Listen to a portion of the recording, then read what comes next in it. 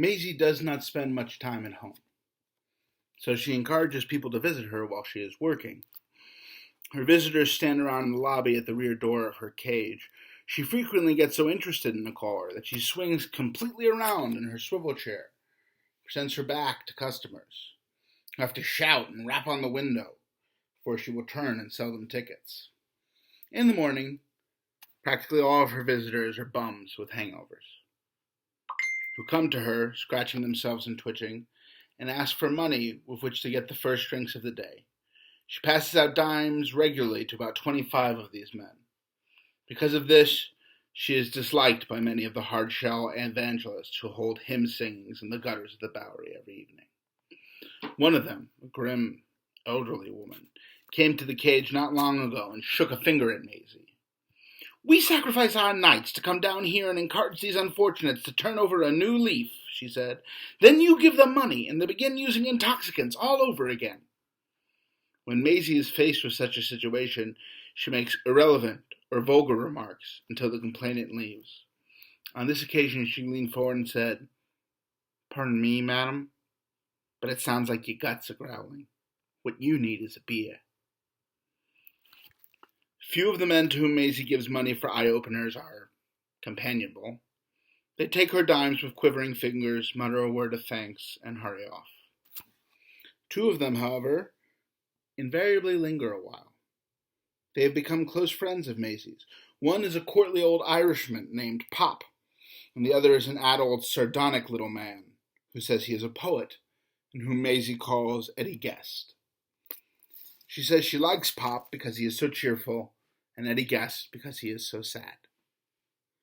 "I come from a devout family of teetotalers," Pop once said. "They was 13 in the family, and they called me the weakling because I got drunk on Saturday night. Well, they're all under the sod. Woodrow Wilson was president when the last one died, and I'm still here drinking good liquor and winking at the pretty girls." "That's right, Pop," Mazie said. Pop works bus stops. He approaches people waiting on corners for a bus and asks for a nickel with which to get uptown or downtown, as the case may be. When he gets a nickel, he touches his hat and hurries off to the next bus stop. At night, he sings ballads in Irish gin mills on 3rd Avenue. Mazie thinks he has a beautiful baritone, and every morning, in return for her dime, he favors her with 2 or 3 ballads. Her favorite, she hums them.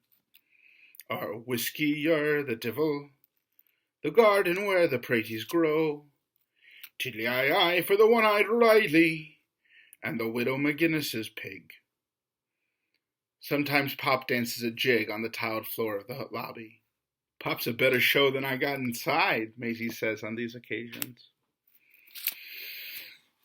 Eddie Guest is a gloomy, defeated ex-Greenwich Village poet who's been around the Bowery off and on for 8 or 9 years. He mutters poetry to himself constantly and is taken to Bellevue for observation about once a year. He carries all his possessions in a greasy beach bag and sleeps in flop houses, never staying in one 2 nights in succession because, he says, he doesn't want his enemies to know where he is. During the day, he wanders in and out of various downtown branches of the public library.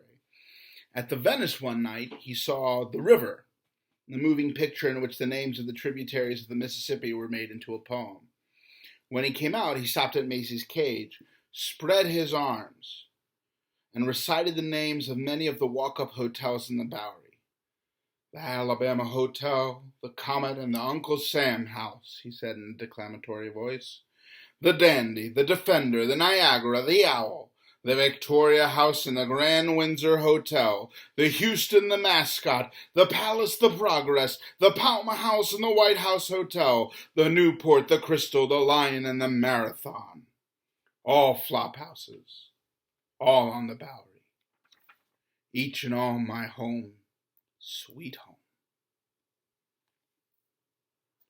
For some reason, Mazie thought this was extraordinarily funny. Now each morning, in order to get a dime, Eddie Guest is obliged to recite the chant for her. It always causes her to slap her right thigh, throw her head back, and guffaw. Both Eddie Guest and Mazie can be grimly and rather pointlessly amused by the signs over flophouse entrances. and by the bills of fare lettered in white on the windows of pig snout restaurants.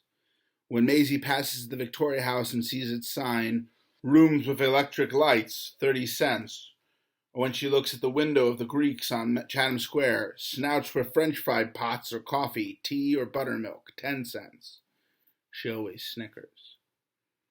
Mazie has considerable respect for Eddie Guest, but he thinks he is kidding when he calls himself a poet.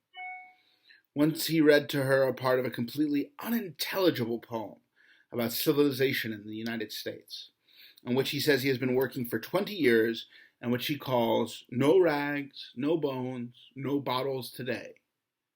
"If that's a poem," Mazie said when he had finished, "I'm the Queen of Sweden." Mazie's afternoon visitors are far more respectable than the morning ones. The people who stopped by to talk with her between noon and 6 p.m. one Saturday included Monsignor Cashin, Fanny Hurst, 2 detectives from the Oak Street station, flashily dressed young Chinese gambler whom Mazie calls Fu Manchu, and who is a power in Safar, the Chinatown version of the numbers lottery. 2 nuns from Madonna House who wanted to thank her for buying a phonograph for the girls' club at their settlement. A talkative girl from Atlanta, Georgia, called Bingo, once a hostess in a Broadway taxi dance hall, now the common-law wife of the chef of a chop suey restaurant on Mott Street. The bartender of a Chatham Square saloon, who asked her to interpret a dream for him, and the clerk of a flop house, who came to tell her that a bum named Tex had hanged himself in the washroom the night before. When she was told about Tex, Mazie nodded sagely and said, as she always does when she hears about the death of someone she has known, "Well, we all gotta go sooner or later. You can't live forever. When your number's up, rich or poor, you gotta go." Most of the visitors on that afternoon happened to be old friend of Mazie's. Miss Hurst, for example, she has known for 11 years. She calls her Fanny and likes to tell about their first meeting. "One night," she says, "a swell-looking dame came up to my cage and said she often took walks in the Bowery and would like to meet me.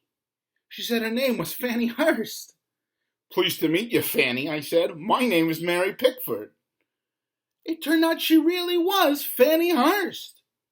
At first I thought she was going to put me in a book, and I didn't go for her. Since she promised not to write no books about me, we've been pals. Miss Hurst visits Mazie frequently.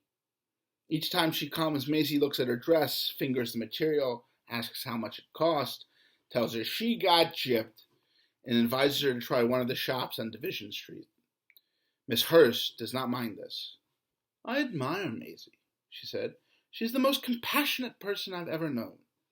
No matter how filthy or drunk or evil-smelling a bum may be, she treats him as an equal."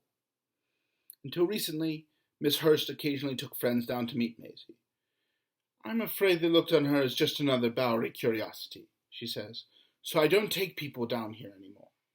I used to invite Mazie to parties at my house. She always accepted, but never came.